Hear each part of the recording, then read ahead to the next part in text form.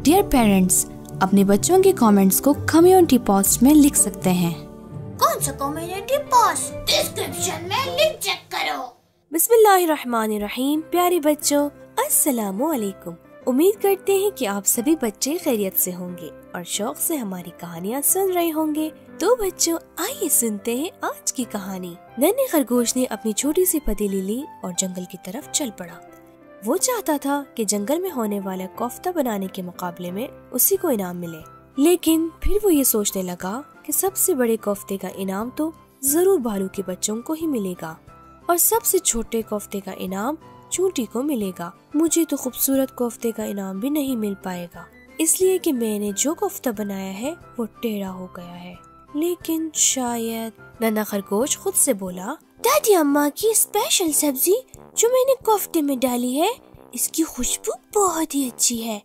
शायद सबसे अच्छी खुशबू वाले कोफ्ते और मजेदार कोफ्ते का इनाम मुझे मिल जाए।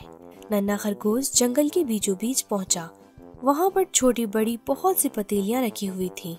भालू आंटी ने नन्हे खरगोश से उसकी पतीली ली और ढक्कन खोलते ही कहा, वाह, क्या बात है, क्या खुशबू है।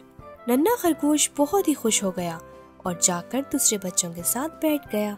वो दिल ही दिल में ये सोच रहा था कि काश भालू आंटी ये ऐलान करें, शाबाश नन्हे खरगोश, तुम जीत गए।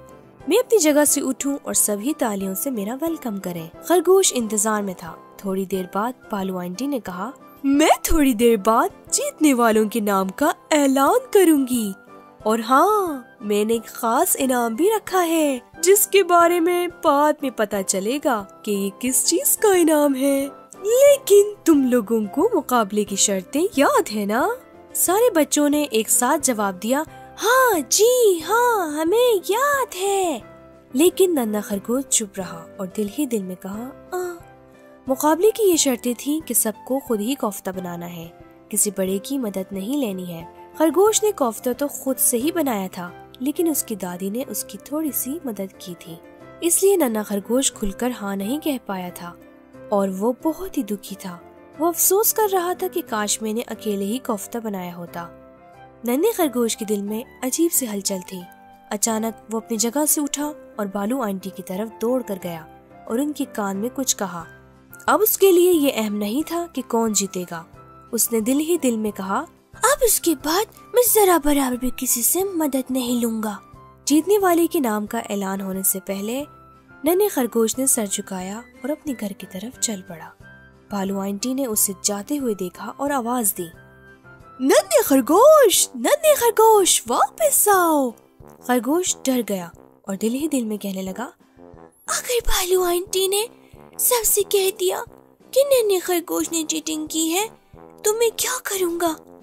अगर बच्चे मेरा मजाक उड़ाने लगे तो मैं कहाँ छुपूंगा?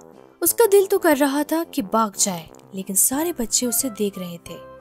फिर भालू आंटी ने कहा, नन्हे खरगोश, यहाँ आओ मेरे पास, वो खास इनाम तुम्हें मिलने वाला है। नन्हा खरगोश पलटा और भालू आंटी को ताज्जुब से देखने लगा।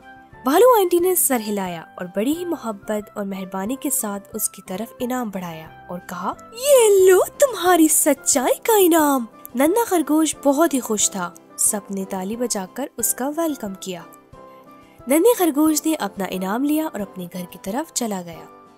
ये इनाम उसके लिए बहुत ही खास था, इसलिए कि इस इनाम के लिए किसी ने उसकी मदद नहीं की थी।